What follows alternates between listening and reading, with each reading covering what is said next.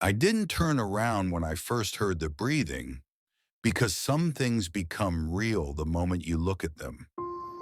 And once something becomes real, you can't undo it. I was sitting at my desk in complete darkness.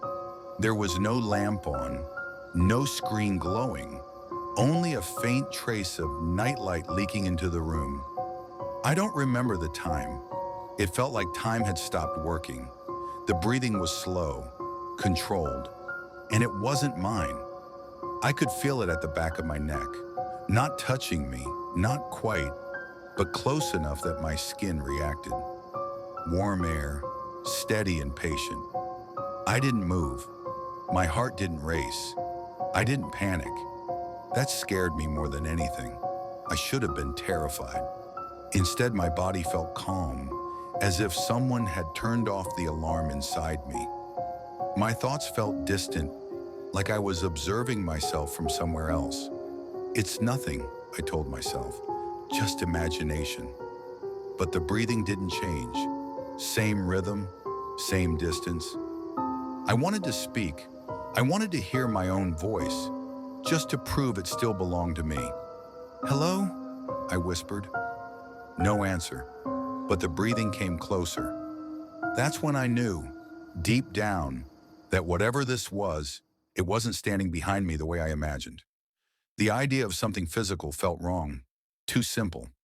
Still, I decided to turn around, slowly, as if moving too fast might provoke something. I counted in my head, 3, 2, 1. I turned. The room was empty. The walls were exactly where they should be. The door was closed. There were no shadows, no figures, no movement, nothing. I let out a quiet, shaky laugh. Relief washed over me, followed by embarrassment. I had let fear create something out of nothing. Then I realized something that made my stomach drop. The breathing hadn't stopped. I covered my mouth with my hand. The breathing continued. I placed my other hand against my chest, waiting to feel my ribs rise and fall. They didn't. I wasn't breathing. Something else was. Not beside me, not behind me, inside me. The thought didn't feel like it came from me. It was placed there carefully, like a suggestion. You don't need to turn around anymore.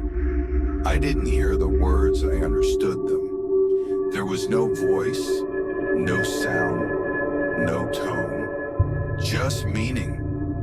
Pressed directly into my thoughts. I stood up.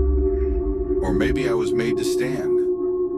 My feet touched the floor, but there was no sound. The room didn't echo. The silence felt thick, heavy, as if sound itself had been removed. I took a step forward. Nothing.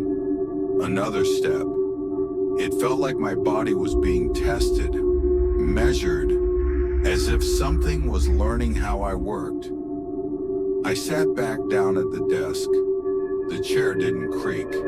My right hand slowly lifted into the air. No, I thought. My hand moved anyway. It covered my mouth. My breath stopped completely, but the breathing sound grew deeper, slower, more confident, like something had finally learned how to breathe properly, using me.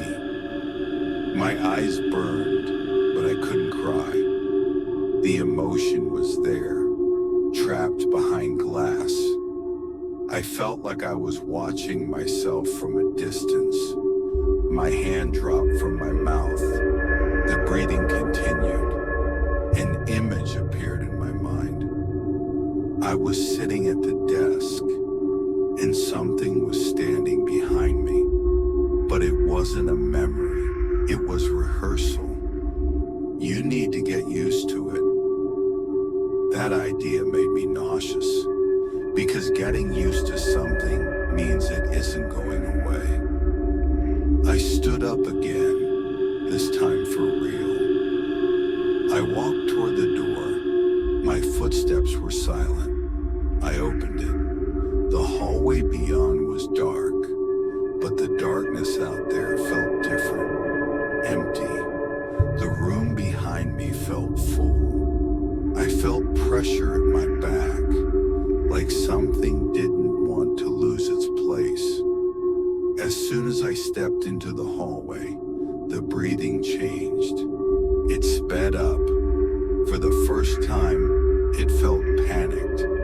That gave me strength. I moved faster toward the stairs. With every step, the pressure eased. When I reached the ground floor and stepped outside, the cold night air hit my face. I inhaled deeply. My chest moved. That breath was mine. I didn't go back that night. I never returned to that apartment. But before I left for good, I looked back into the room one last time.